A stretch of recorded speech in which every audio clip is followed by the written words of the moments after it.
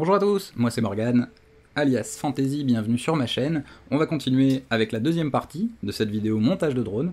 Donc à la première partie nous avons monté la bottom plate avec les bras, nous avons monté la top plate en préparation pour la suite. Aujourd'hui nous allons monter notre ESC, nos moteurs. Donc si vous avez suivi le premier épisode, merci à tous de revenir pour le deuxième, j'espère qu'il vous plaira et qu'il va tout autant vous aider. Allez, c'est parti. Pour cette deuxième partie, nous allons donc utiliser le Megabolt Extreme de chez Flight One, ainsi que les nouveaux moteurs de chez Flight One, les Candy Coated. Donc ce sont des nouveaux moteurs en 2306.6. 23 à l'avant va vous indiquer le diamètre du stator, donc ici 23 mm de diamètre. Le 06.6 va vous indiquer la hauteur du rotor. Un moteur plus haut aura plus de couple, un moteur plus bas aura une meilleure vitesse de rotation. Le diamètre va influer un peu de la même façon que la hauteur. Donc un 23,06 par contre sera équivalent, par exemple, sera équivalent à un 22,07. Donc là on a un 23,06.6 en 1800 kV. Qu'est-ce que c'est que les kV? C'est le nombre de tours par minute par volt. Donc il fera 1800 tours par minute par volt que vous injectez depuis votre batterie. Donc si on vole sur une 6S, donc ce sont des moteurs qui sont faits pour une 6S, donc vous êtes à 22,2 volts en nominal, vous allez avoir un moteur qui va tourner à peu près à 40 000 tours minute. Donc 1800 kV comme ceci, c'est pour des batteries 6S. Si vous comptez voler en batterie 4S, c'est un peu gros, mais dans l'idée, 4S, pourquoi 4S? 4 éléments sur votre batterie. Vous serez en 14.8, et là vous allez plutôt tourner sur des moteurs entre 2300 et 2600 kV. Ou même 2700 je crois qu'il existe. Donc plus on monte le voltage, plus on va devoir réduire la capacité de rotation de nos moteurs. On a notre bottom plate, et on va ouvrir notre ESC.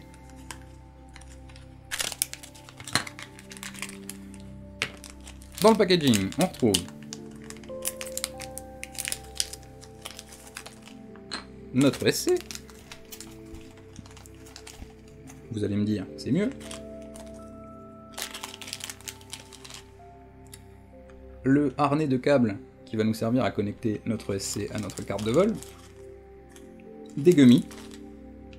Et des condensateurs. Des petits tips comme ça. Si vous achetez plusieurs fois plusieurs choses de chez Flight One, vous recevez des petites boîtes qu'on peut fixer ensemble en fait. Voilà, je sais, c'est totalement inutile, mais c'est super drôle. Donc moi j'aime bien, ça fait un joli petit packaging, ça vous permet de ranger des choses si vous avez besoin. Moi, je kiffe. Les condensateurs vont se brancher sur les petits trous ici. Le harnais de câble, on va devoir vérifier sur le diagramme dans quel sens on va les monter. Donc un sens pour le SC, un sens pour la carte de vol. Et ces gummies sont censés se mettre dans les trous que vous voyez là. Pourquoi? Parce que si on ne les met pas, votre petit ESC là il bouge dans tous les sens. Moi je vais vous donner un petit conseil. Les gummies qui sont fournis avec sont super sympas. Si vous allez sur mon site internet, donc j'ai fait un guide complet de Falco X et de Flight One en général, on vous dira que pour l'installation de votre ESC et de votre carte de vol qui se situe ici, il faut garder un espacement entre le ESC et la carte de vol d'à peu près entre 5 et 8 mm. Les gummies qui sont là, donc ceux qui sont fournis d'origine, vont juste se rentrer dans les trous, et comme vous pouvez le voir, ne laisse pas un espace énorme. Flight One a donc décidé, pour faciliter la vie à tout le monde, de vendre des gummies qui sont plus gros d'un côté que de l'autre. Voilà.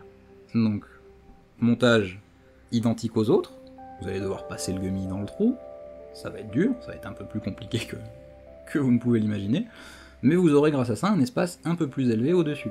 Si vous mettez cet ESC dans le sens là, le gummy ainsi, sur la carte de vol au-dessus, vous allez le mettre dans le sens là. Et vous vous retrouvez avec un espace suffisant entre la carte de vol et le ESC. Si vous n'avez pas ces gummies là, donc ces gummies très longs, et que vous vous servez des gummies d'origine, vous allez devoir trouver ce qu'on appelle des O-rings, donc des joints toriques, vous savez les petits joints ronds, à insérer entre le gummy de l'ESC et le gummy de la carte de vol. Et il y a un truc qui est très bien, c'est que avec la Dolphin One de Wild Willy, vous recevez ces petites rondelles en gomme, et normalement, si vous en mettez 2 entre la carte de vol et le SC, je dirais même 3, vous serez safe pour l'espacement entre les deux cartes. Pourquoi un espacement entre les deux cartes? Un ESC va recevoir directement la batterie, sur les gros pads qui sont ici, donc un voltage très élevé, et le dispatcher entre les moteurs, plus alimenter votre carte de vol.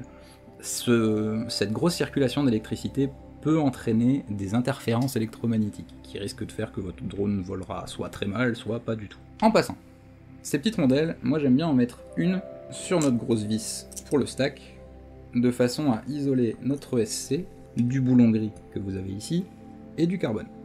Les vis, le boulon et le carbone sont conducteurs, ce qui veut dire que si un de vos composants touche une vis, le boulon ou le carbone, vous risquez le court-circuit. Risquer le court-circuit, bah malheureusement ça veut dire cramer votre équipement qui vous a coûté un peu de sous. Donc on va éviter de gâcher de l'argent, et on va faire le montage le plus propre possible. Donc on a mis nos petites rondelles en gomme. Maintenant on va installer nos gummies. L'ESC va être installé de cette façon-là. Donc notre gummy avec le côté plus élevé va devoir avoir le côté élevé vers le haut. On essaye d'en passer un maximum par le trou. On prend notre pince.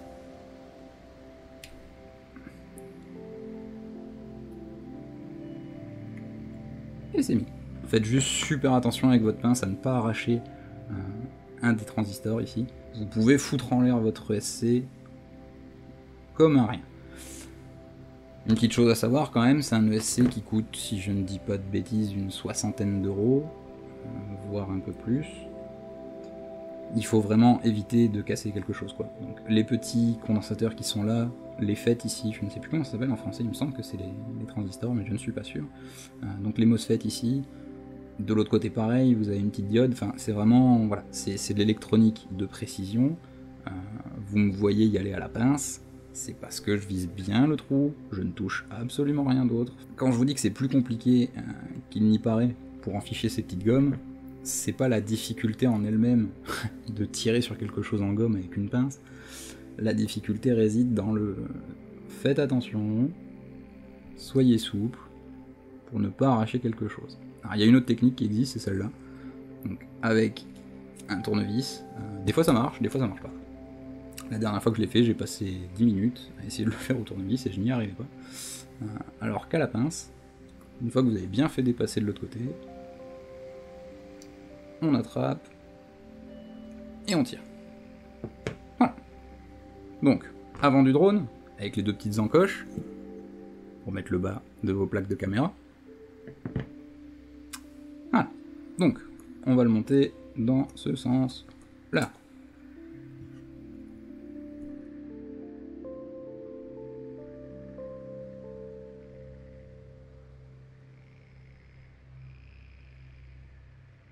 Je pense que vous l'avez constaté, j'ai dû mettre quand même un peu de force pour réussir à afficher le SC. Pourquoi? Parce que les gummies sont un poil plus serrés que le diamètre des vis. Donc ça permet que ça ne bouge pas, mais en même temps, la gomme va absorber les vibrations de votre drone. Donc le montage est bien fait. Toujours bien vérifier que vous n'ayez pas de vis, de carbone ou de boulon qui entre en contact avec votre électronique. Pas de problème. Ça, on va le garder pour plus tard. Nos condensateurs. Alors un condensateur, c'est assez simple de savoir quel côté est le positif, quel côté est le négatif. Vous avez toujours une bande, alors soit de couleur, soit une bande noire, soit une bande blanche en fonction de la couleur de votre condensateur. Vous avez une bande du côté négatif. Deuxième chose, vous avez toujours une patte plus courte que l'autre. La patte la plus courte, c'est le négatif. Là, le souci, c'est qu'on va couper au plus court pour pouvoir rentrer directement ces petits pieds dans les trous qui sont là. Donc, on ne saura plus quel côté est le négatif à cause de la longueur des pattes. Donc, on va juste rester concentré sur ce trait qui est ici. Ça, c'est le côté négatif. Donc, l'autre côté sera le positif.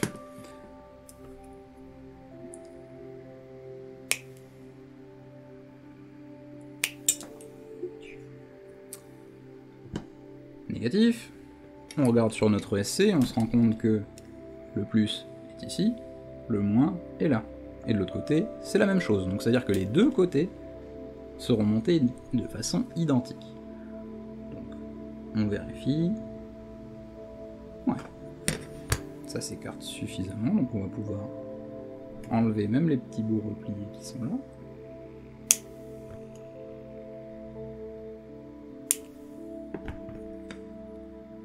Le moins vers les pattes de la batterie.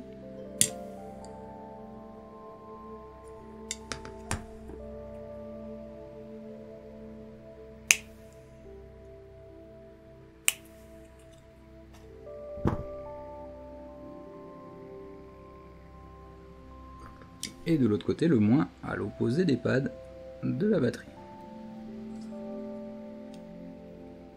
Voilà. Nos condensateurs vont monter comme ça. Bien évidemment, on va les souder ensuite. On aura besoin de notre câble de batterie.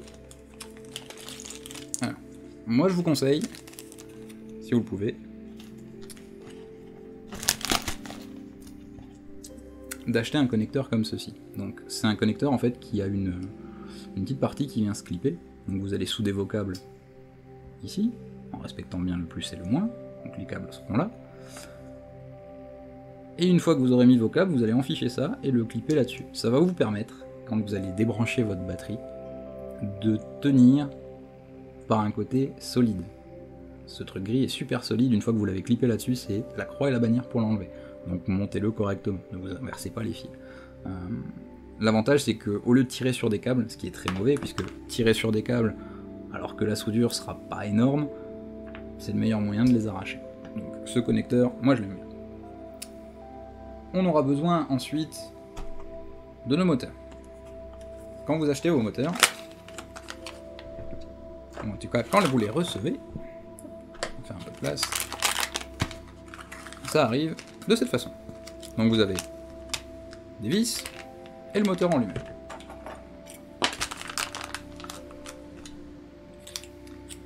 Donc ceci est un scalpel de modélisme, un X-Acto, ça a plusieurs noms. Je vous conseille de toujours en avoir un sous la main, c'est toujours pratique, et ça évite les embrouilles. Donc vous recevez votre moteur ainsi.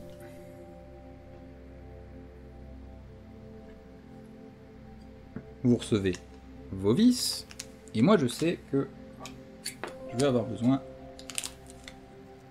des plus longues. Donc, pour tester ça, c'est tout simple.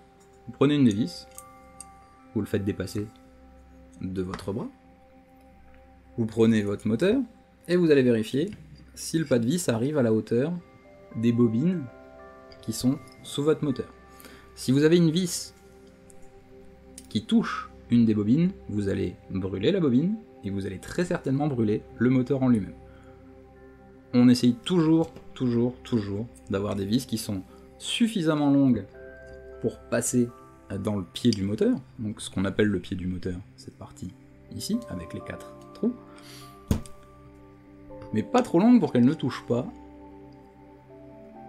les bobines. Donc là vous voyez, la vis arrive un tout petit peu au-dessus du pas de vis. Moi ça me paraît pas mal. Je vais juste monter quelque chose en plus.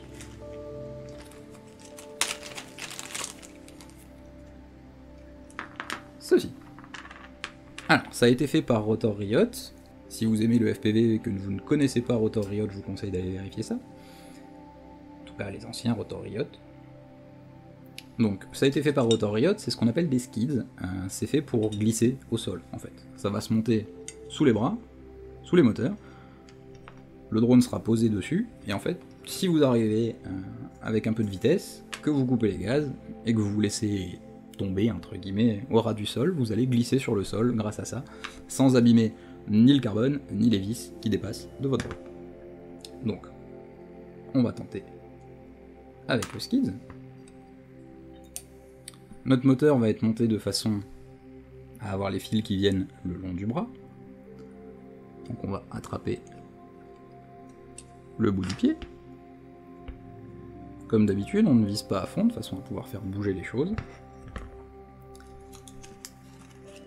Et on va fixer nos 4 vis. Rien ne sert de forcer, on ne vise pas à fond, surtout pas. Parce que vous allez peut-être avoir une vis qui aura du mal à rentrer, qui sera pas forcément bien centrée par rapport au pied du moteur, par rapport au trou de votre bras, donc on y va tranquillement. Voilà.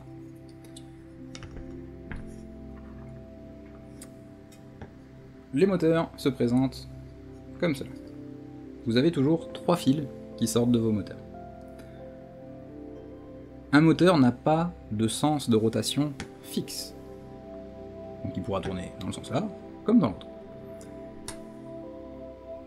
Il y a 2 façons de modifier le sens d'un moteur. Vous pouvez le faire de façon logicielle. Donc pour cela, vous allez utiliser ce qu'on appelle BLLI Suite. Donc c'est un logiciel qui prend en charge le firmware de nos ESC. Directement dans ce logiciel, vous pourrez dire au moteur tourne dans un sens ou tourne dans l'autre, en fonction de ce que vous voulez. Ou vous pouvez le faire de façon mécanique. Moi, je préfère le faire de façon mécanique. Vous voyez ici les pads de votre ESC. Donc qu'est-ce que c'est un ESC? C'est tout simple. Vous avez la batterie qui arrive directement dans ces gros pads. Donc l'électricité, l'énergie de votre drone va arriver dans ces gros pads et va être dispatchée par l'ESC. ESC en anglais, Electronic Speed Controller. Donc c'est un contrôleur de vitesse électronique. Contrôleur de vitesse de quoi? Je pense que vous l'avez déjà deviné, contrôleur de vitesse de vos moteurs. Les moteurs pour tourner ont besoin d'énergie. C'est votre ESC qui va envoyer suffisamment de courant à chaque moteur pour les faire tourner à la vitesse demandée par votre contrôleur de vol. Ici nous avons un ESC 4 en 1, 4 ESC sur une seule et même carte. Ça facilite énormément le montage, puisqu'à l'époque nous avions des ESC indépendants, donc on en avait donc un par bras. Donc vous aviez votre moteur, votre ESC, et ça arrivait sur votre contrôleur de vol. Aujourd'hui, le montage est beaucoup plus simple, beaucoup plus facile, beaucoup plus rapide, et surtout beaucoup plus propre, en tout cas à mon goût. Donc, moteur, ESC 4 en 1 qui va communiquer ensuite avec votre carte de vol, grâce au harnais de câble, que je vous ai montré tout à l'heure. Pour l'orientation de votre moteur, donc je vous ai dit que moi je préférais le faire de façon mécanique, entre guillemets. Vous avez des pads de chaque côté de votre ESC, donc 3, 6, 9 et 12, pour vos 4 moteurs, 4 moteurs, 3 fils, 12 pads. Si vous branchez les fils dans l'ordre, donc celui qui est le plus à gauche, on va le brancher sur ce pad qui est le plus à gauche. Le fil du milieu, on va le brancher sur le pad du milieu. Et le fil de droite, on va le brancher sur le pad de droite. Donc c'est pas évident, j'essaie de vous montrer qu'ils sont bien alignés. Si vous les branchez tout droit comme ça, votre moteur va tourner de façon horaire. Donc dans le sens des aiguilles d'une montre. Si vous inversez n'importe quel câble, donc il faut inverser 2 câbles pour que ça fonctionne, donc on peut inverser par exemple, laisser celui-là au bout, et inverser celui du milieu et celui de gauche. Moi ce que j'aime faire en général, c'est pour me souvenir que ça a été inversé, c'est rester celui du milieu, et prendre celui de gauche pour le mettre à droite, et celui de droite pour le mettre à gauche. À partir du moment où vous avez inversé les câbles, votre moteur tourne dans le sens contraire des aiguilles d'une montre, dans le sens inverse des aiguilles d'une montre. Pourquoi le faire de façon mécanique? Il y a 2 raisons. La première, si vous vous amusez à le faire de façon logicielle, et que vous ne faites pas attention lors d'une mise à jour, par exemple, de votre drone, généralement les logiciels vous vous demandez si les moteurs tournent dans le bon sens. En tout cas, FalcoX de chez Flight One le fait. Il va à chaque fois vous demander de vérifier le sens de rotation des moteurs. C'est-à-dire qu'il va activer tous les moteurs, ils vont tourner vraiment tout doucement, et il va vous demander de mettre le doigt dessus pour vérifier dans quel sens ça tourne, est-ce que c'est bon ou pas. Si vous le faites avec FalcoX, l'avantage c'est que si vous lui dites non, il va le faire tourner dans l'autre sens, il vous redemande, vous lui dites oui, c'est bon, c'est fini. Si maintenant vous décidez de voler avec un logiciel de vol open source, comme Betaflight, KISS est un autre logiciel closed source, mais je ne sais absolument pas comment se comporte le setup, donc voilà. Moi tout ce que je sais c'est que chez Flight One, en tout cas avec FalcoX, on a le setup le plus simple et le plus rapide Si maintenant vous optez pour le choix Betaflight, Betaflight ne vous demande rien. Betaflight, vous l'installez, vous vous retrouvez avec un joli GUI, une jolie interface, un joli configurateur, avec plein d'options partout, des menus déroulants, des choses à cliquer, à ne pas cliquer, et ce sera à vous de rentrer dans BLLI Suite, donc le logiciel de votre ESC, pour dire le moteur là, je veux dans le sens normal, le moteur là dans le sens inverse, etc. etc.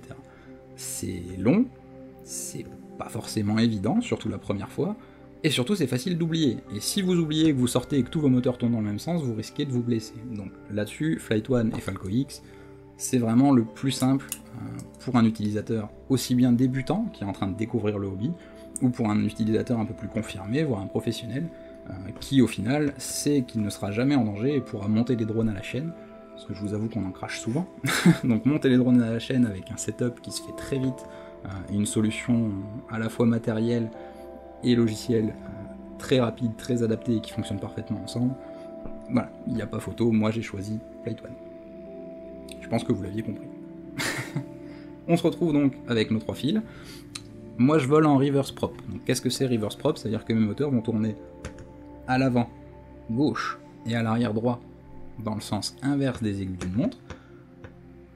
Donc vous avez toujours 2 moteurs qui vont tourner à l'identique et toujours en diagonale. Donc ces 2 moteurs là vont tourner dans le sens inverse des aiguilles d'une montre et ces 2 moteurs là vont tourner dans le sens des aiguilles d'une montre. C'est-à-dire que les 2 moteurs là seront soudés avec les câbles gauche, gauche, milieu, milieu, droite, droite.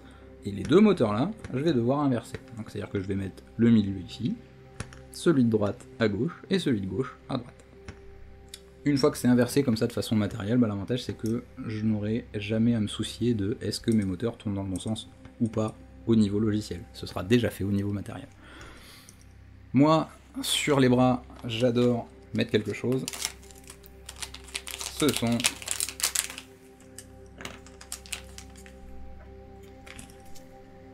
des LED. Donc, ce sont des LED, des Race LED, si je dis pas de bêtises, de chez CL Racing. Vous avez un côté moteur, un côté ESC, je ne sais même plus si c'est indiqué maintenant. À l'époque, il y avait un sens à respecter, j'ai l'impression de plus sur celui-là. Non, bah c'est très bien.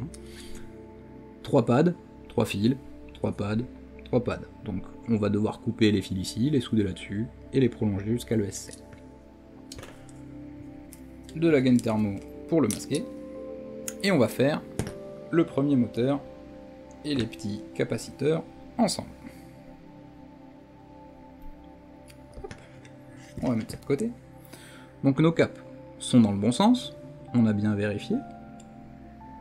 Plus, moins, le moins avec le trait comme on l'a vu tout à l'heure. Donc celui-là est bien monté, on sait que l'autre est monté de la même façon, donc on est bon. Je vous conseille de ne pas les enfoncer à fond, laissez-vous un peu de marge parce qu'il va falloir les écarter pour la carte de vol. Pour les soudures, je vais me servir de mon fer à souder portable. Ce que j'adore avec ce fer à souder, c'est qu'il est alimenté en USB-C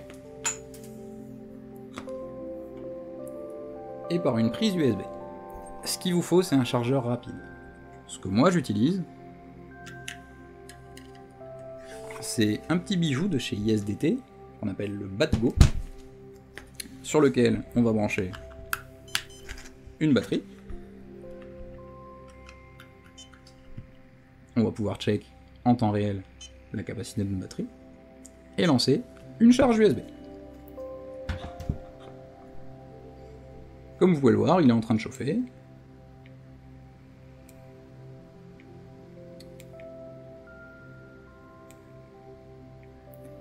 Moi je vais le mettre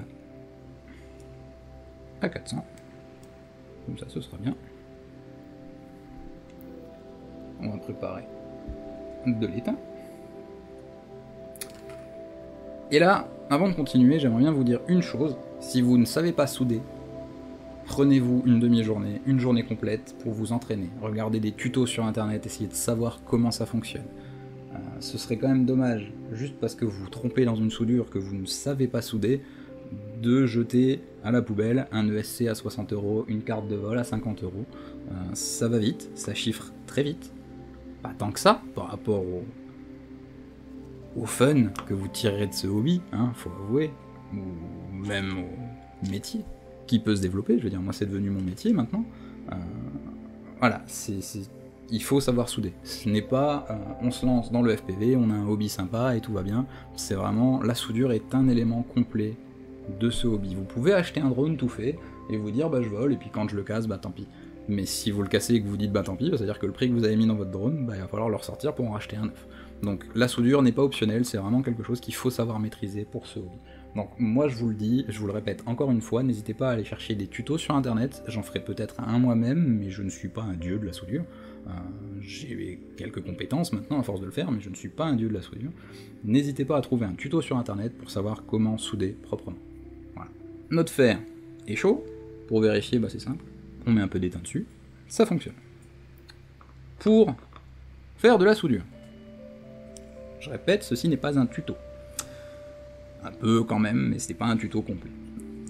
Il va falloir chauffer à la fois le pad, donc la partie jaune, et le pied de notre condensateur. Une fois que c'est fait, vous voyez, l'étain a bien fondu. Et il est bien étalé sur le pad complet. Le but étant de toucher les deux, le pad plus la pâte, y ajouter de l'étain et le laisser couler pour bien recouvrir notre pad. Alors si ça vous fait un espèce de cheveu comme ça quand vous tirez, faites gaffe, ça peut faire des arcs électriques. C'est la seule chose que je n'aime pas sur ce fer à souder portable de voyage là. Je suis vraiment pas fan. Ça peut s'éviter en mettant du flux. Malheureusement, je n'en ai pas. Voilà. Donc moi je vais faire des jolis blobs. Voilà. Très beau blob. Mais au moins c'est propre. Le but pour avoir une bonne soudure, et une bonne soudure, c'est quand ça devient brillant argenté comme ça. Si vous vous rendez compte que votre soudure devient terne, un espèce de gris sale, un peu blanchâtre, votre soudure n'est pas bonne. Donc on laisse bien chauffer, et on est bon. Le dernier pad.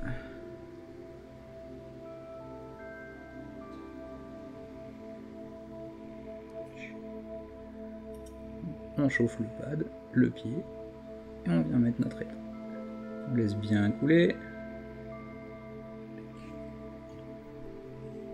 Celui-là est moins moche que les autres. J'ai réussi à en faire un petit. Là vous pouvez le voir d'ailleurs, les deux premiers sont super brillants, bien argentés, les deux deuxièmes sont un peu plus ternes, mais tout de même brillants. Donc ça c'est une soudure ratée pour moi, réussie pour quelqu'un qui ne sait pas souder. Voilà. Ça je pourrais peut-être l'enlever. Maintenant je vais étamer tous les pads de nos moteurs. Donc 6 d'un côté, 6 de l'autre. Étamer, qu'est-ce que c'est? Ça veut dire mettre de l'étain sur un pad, ou mettre de l'étain sur un câble, de façon à faciliter la soudure. Une fois que votre pad et que votre fil sont étamés, bah pour faire votre soudure, en fait, c'est-à-dire que vous aurez juste à chauffer les deux parties et les laisser se souder ensemble.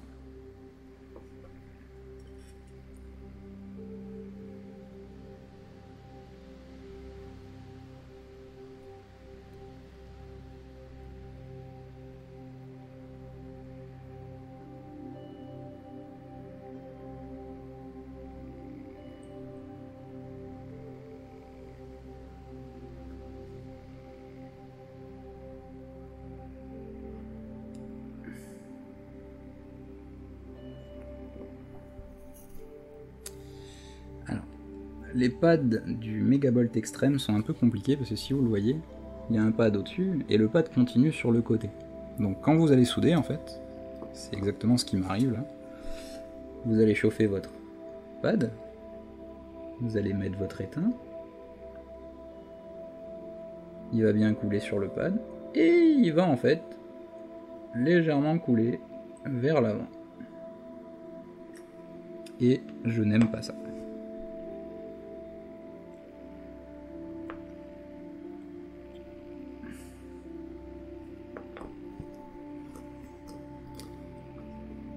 vous avoue que je préférais les pads du Bolt 32 que j'utilisais à l'époque. Mais bon.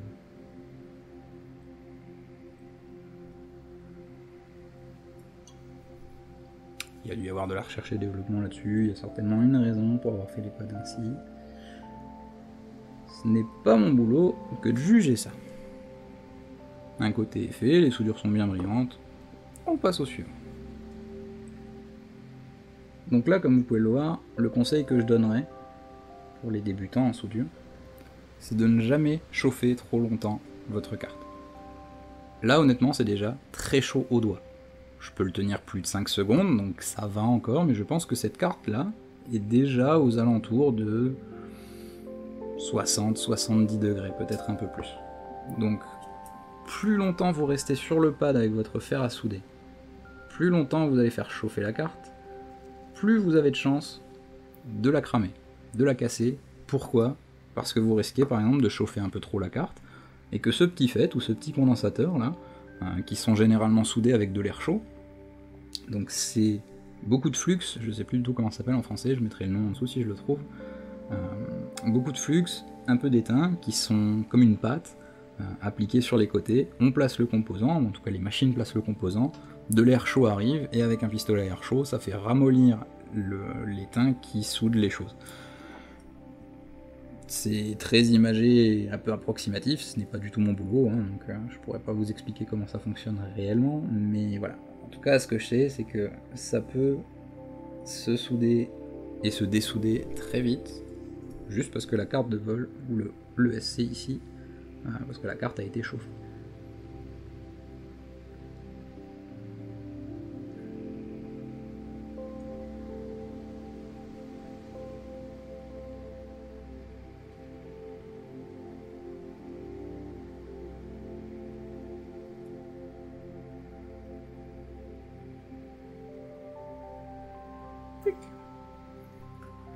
Et voilà.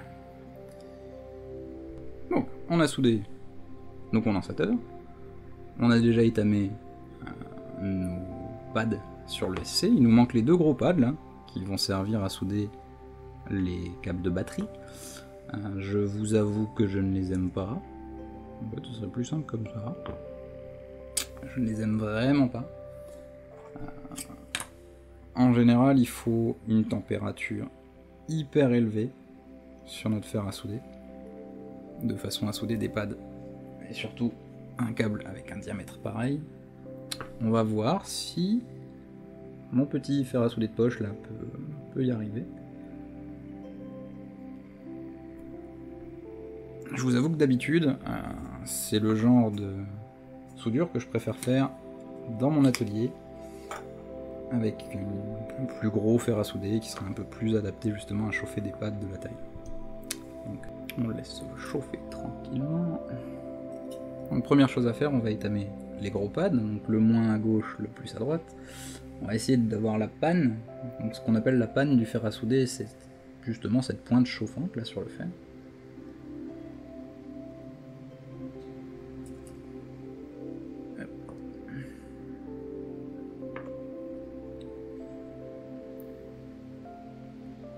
Ne pas hésiter à avoir la panne bien en contact avec le maximum de votre pad, de façon à ce que le transfert de chaleur soit le plus optimal possible. Hop là. Et demain, pareil sur le plus. Donc si votre pad est bien chaud, en fait, vous allez rendre compte que l'étain peut fondre sans que je touche la panne. Vous voyez, là je touche la panne, donc je sais que ça fond. Là je suis loin de la panne, et ça fond quand même. Théoriquement, une belle soudure, vous n'êtes pas censé toucher la panne de votre fer à souder avec votre étain. Maintenant, donc, le côté là, je l'ai un peu entortillé de façon à pouvoir appliquer la soudure plus facilement, donc on va l'étamer également. On fait avec les moyens du bord, vous voyez. Le trou au bout du bras qui me permet de tenir le fil. Si vous vous rendez compte que vous commencez à avoir du mal lors d'une soudure aussi grosse, il y a deux possibilités. Soit le fer à souder ne chauffe pas assez, ce qui est tout à fait possible. Je vous avoue que là, pour des pads de la taille là, sur le SC, pour des fils de ce diamètre là, je préfère monter à 400 degrés au moins, alors qu'en général je reste entre 300 et 350. Donc si vous vous rendez compte que la soudure ne se passe pas correctement, que vous n'arrivez pas à étamer correctement votre câble, soit la température n'est pas assez élevée, donc auquel cas, malheureusement, soit vous avez un deuxième fer à souder, comme j'en ai un en bas, soit vous n'en avez qu'un, et ça va être compliqué. Soit votre étain est de mauvaise qualité. Alors ici l'étain est de très bonne qualité, je ne me souviens plus de la marque, mais c'est du cœur en flux, en rosin, je sais plus du tout comment ça s'appelle. Enfin, c'est du très bon étain, c'est juste que là le câble est énorme, le pad ici est énorme. Voilà, on va voir ce que ça donne, mais c'est très compliqué à souder. Donc faites toujours attention à ne pas avoir de petites limailles de soudure qui traînent quelque part. Vérifiez bien qu'il n'y ait aucun dessus, surtout si vous travaillez sur un plan de travail un peu sale qui a déjà servi pour 2-3 soudures, etc. Faites vraiment gaffe. Donc le moins est à gauche. Hop là. Et je vous avoue que je me brûle avec le câble qui est encore très chaud. Donc là on va refaire fondre l'étain sur le pad. Si vous voyez que ça a du mal à refondre, moi je vous donne une petite astuce pour ajouter un peu d'étain, qui va donc se liquéfier sur la panne de votre fer et permettre de faire fondre le reste. Donc, si vous voyez que votre étain ne fond pas bien, rajoutez-en un peu et ça fonctionne. Ensuite, il va falloir mettre le pad batterie dans son trou. Alors, donc j'ai préféré descendre, me servir de mon fer à souder dans l'atelier pour réussir à souder ces énormes câbles sur ces énormes pads. Je vous avoue que même les 400 degrés affichés là-dessus ne suffisaient pas vraiment, donc un peu compliqué, rien de bien méchant, mais voilà, j'ai préféré descendre dans l'atelier, prendre un fer à souder avec une panne plus grosse. Je pense que c'est là le souci. Si vous regardez, c'est vraiment une panne toute petite, toute fine, donc c'est génial pour faire des soudures de précision. Par contre, dès qu'on se retrouve à devoir souder quelque chose d'aussi gros que ça devient compliqué. Moi, je vais juste rajouter un peu d'étain, parce que je préfère. Si je vois pas ce que je fais, ça va pas le faire.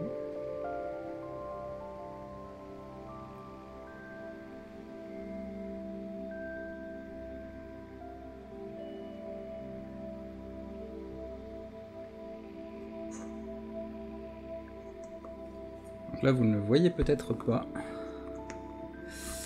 mais c'est relativement marrant. En fait, l'étain refroidit, et le fer refroidit tellement qu'il reste collé dans l'étain. Voilà. Donc ça, c'est le comportement d'un fer qui a du mal à chauffer. Une aussi grosse boule d'étain et le fil et le pad, enfin voilà, ça fait un peu trop pour lui. Donc une petite panne de précision comme ça, c'est génial pour faire des petites soudures.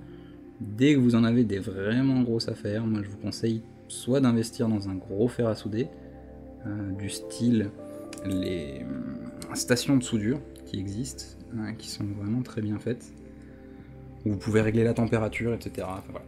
C'est mon petit conseil. Le SC est prêt, on a notre alimentation pour la batterie, on a déjà étamé tous les pads pour les moteurs. Maintenant je vais étamer mon support de LED. Donc encore une fois, on met le fer sur le pad, on chauffe, on ramène l'étain, on enlève le fer. Une bonne soudure, c'est une soudure rapide. Si vous restez plus longtemps sur le pad, vous risquez de le brûler, voire de le décoller de la carte. C'est juste une PCB, donc un circuit imprimé. Ce sont des lignes en cuivre à l'intérieur. Si vous restez trop longtemps et que vous chauffez trop, c'est très facile de décoller un de ses pads de la ligne en cuivre. Hop là. Vous voyez là le fer est sur 400 degrés. Il les tient plutôt pas mal. En tout cas moi ce que je vois c'est que la soudure va vite et elle est jolie. C'est tout ce qu'on demande pour une soudure. Donc ce fer à souder est vraiment génial. Si vous avez peur de vous retrouver avec un drone HS pour une sortie par exemple, vous l'emmenez pour voler quelque part, vous crachez, vous cramez un moteur. Bah, si vous avez un moteur de rechange, ce fer à souder et un peu d'étain sous la main, la réparation est super vite faite.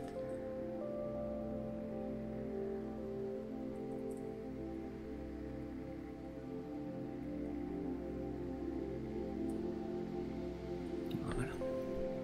Regardez-moi ces soudures comme elles sont magnifiques, bien brillantes, bien brillantes.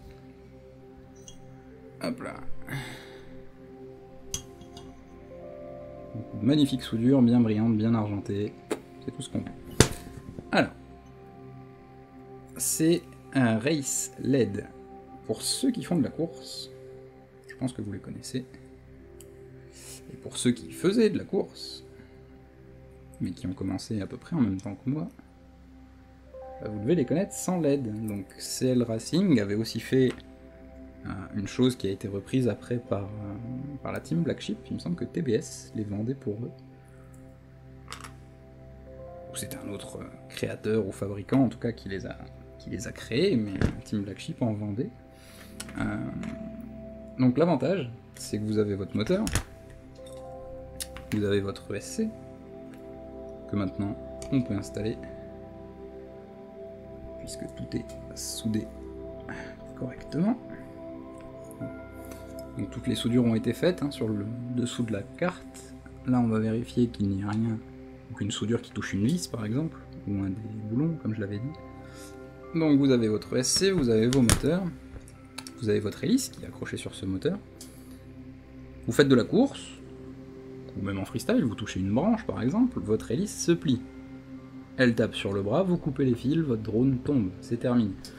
Ça a été inventé à la base pour être posé ici, entre le moteur et le SC, et de cette façon, vous vous retrouvez avec une protection en plus pour éviter de perdre un drone. Votre hélice touche quelque chose, elle se plie, même si elle se plie, elle va taper sur des LED. Donc le circuit imprimé à l'intérieur est toujours résistant aux hélices.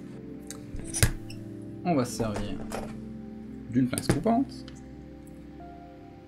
Et soit on inverse les fils directement ici, soit on les inverse de ce côté-là. Je vais les inverser de ce côté-là, ce sera beaucoup plus facile. Comme je vous l'avais dit, on va inverser les deux câbles extérieurs, de façon à faire tourner ce moteur dans le sens inverse des aiguilles d'une montre. Mais on fera ça de l'autre côté. Donc de ce côté-là, on prend notre câble, on mesure à peu près la bonne taille, et on va garder ça pour l'instant. Pareil avec celui du milieu. Et enfin, le dernier. Donc si vous ne voyez pas bien, je coupe à peu près aux 2/3 du bloc de soudure. Enfin, ça vous avez à peu près un petit point de repère. Hop. Alors moi je dénude à l'ongle, si vous avez une pince à dénuder, je vous invite à l'utiliser. Maintenant, on a étamé les pads, on va étamer les fils. Donc encore une fois, étamer, mettre de l'étain sur les deux parties qu'on veut souder.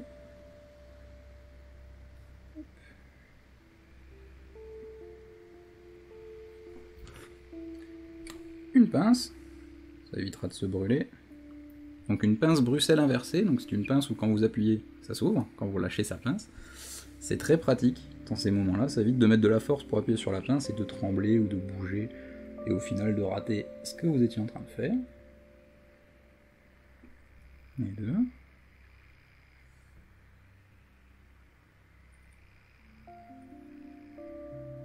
Et deux.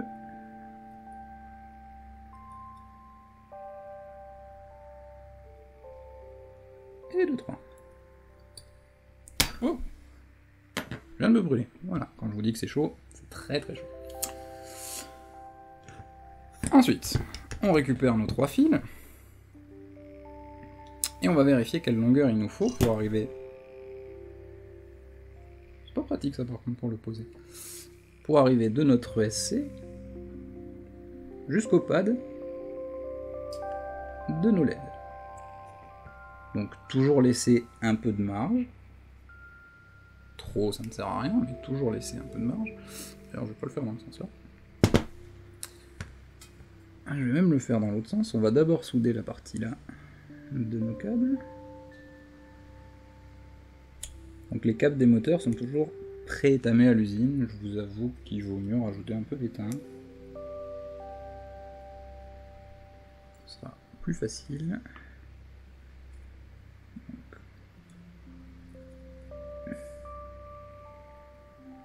Voilà. On fait la même.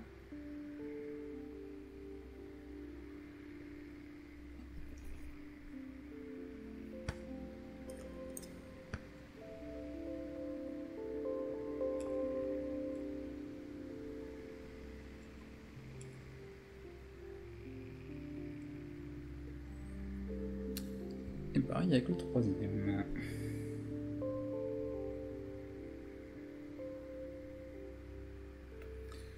Donc là tout est pré-étamé, je vais relativement vite avec le fil, donc je me suis pas servi de la pince, bien évidemment. Si vous voulez faire les choses safe et dans le bon ordre, servez-vous de la pince.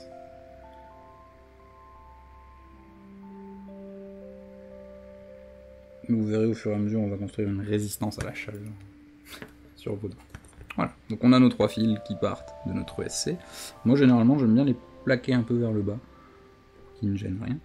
Donc celui du milieu va aller au milieu, celui de gauche va aller à droite, puisqu'on inverse. Donc on va le souder tout de suite. On prend la pince. Je garde toujours les chutes de câbles. Je vous conseille de faire pareil. Le jour où vous modifiez votre drone, vous aurez peut-être à rallonger les câbles. Donc autant les avoir sous la main. Donc, celui de gauche à droite. Donc lui on va le coller ici. Mais avant de faire ça, pour une fois que j'y pense,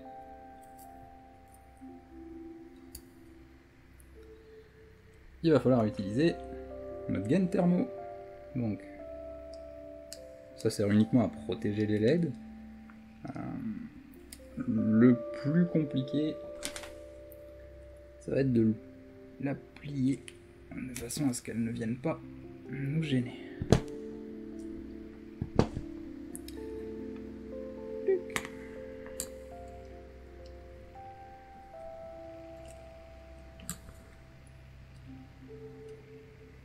Et ben je vais le bloquer là-bas avec la pince. Voilà. Fais-moi la maline. On chauffe, on attend que ça fusionne, et on relâche. Alors je me brûle un peu le doigt, mais c'est plus simple. D'habitude en fait je fixe d'abord les fils du côté là, et ensuite sur le SC. Et ça me permet surtout de pouvoir enfiler la gaine thermo en fait, du côté ESC, on a plus de place après pour souder du côté moteur. Je suis un peu raté, mais ça fonctionne tout de même. La seule différence, c'est que là, je me brûle un peu les doigts. Mais c'est pour vous, voilà. Au moins, vous voyez que je vous aime, je me sacrifie, pour que vous voyez bien ce qui se passe. Les 2 boules ont fusionné. Notre dernier fil, qui lui doit aller là-bas. Encore une fois, je préfère laisser un peu de marge. Quitte à avoir un fil trop long, c'est pas grave. Il n'y a pas mort d'homme.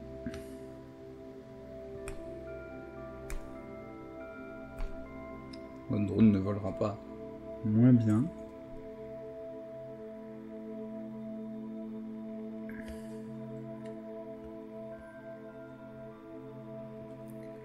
On met notre fil là.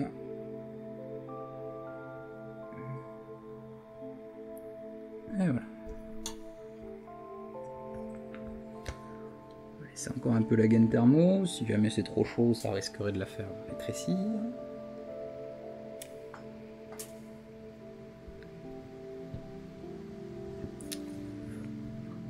On a mis nos LED, on remonte la gaine thermo, vous voyez bien qu'elle est bien au-dessus. Pour les gaines thermo transparentes, en tout cas je vous le conseille, c'est un pistolet à chaleur. Hein. Donc ça ne coûte pas grand chose, ça va faire du bruit, désolé, mais ça permet de bien faire rétrécir la gaine thermo sans la brûler et surtout sans qu'elle ne se perce.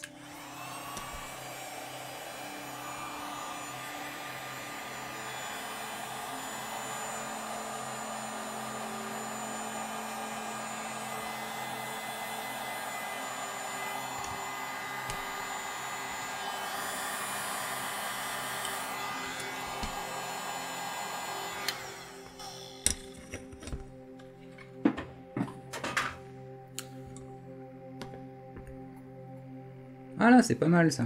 Donc nos fils ne nous gêneront pas.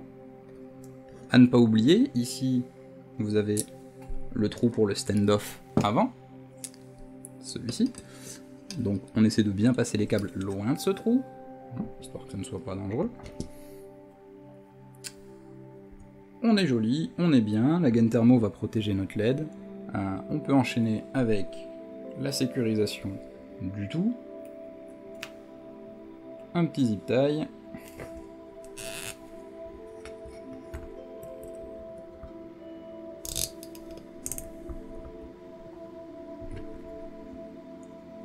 On coupe.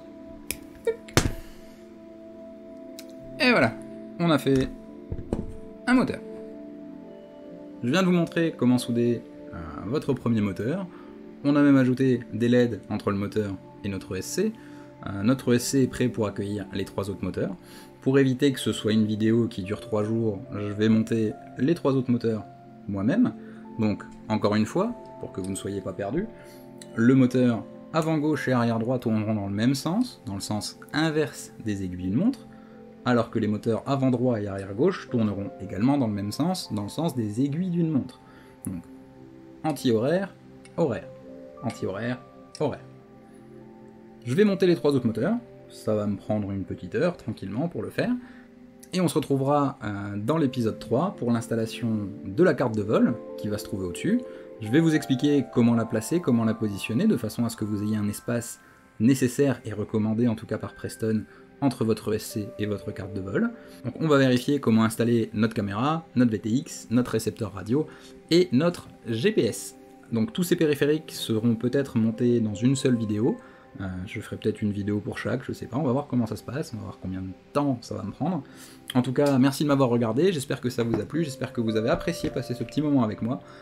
C'est la fin de notre épisode 2 et on se retrouve dans l'épisode 3 pour la suite du montage de drone. Merci à tous, n'hésitez pas à lâcher un petit like, à lâcher un commentaire si vous avez besoin d'aide ou quoi que ce soit, et on se retrouve très bientôt. Ciao ciao.